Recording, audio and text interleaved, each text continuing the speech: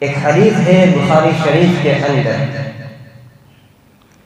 جس کو حضرت عبداللہ ابن عباس رضی اللہ تعالی عنہما روایت کرتے ہیں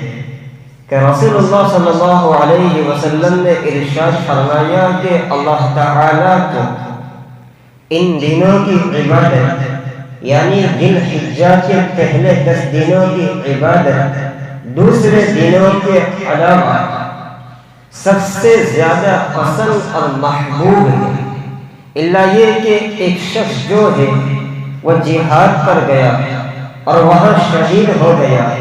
جان بھی گئی، مال بھی گیا، سب کچھ قربان کر دیا، اپنے ساتھ گھر کچھ بھی لے کر نہیں آیا، تو وہ تو افضل ہے۔ لیکن جو جہاد پر گیا، جہاد پر جا کر واپس آیا، پھر بھی اس جہاد سے افضل اور بہتر ذی الحجہ کے پہلے 10 دنوں کی عبادت ہے۔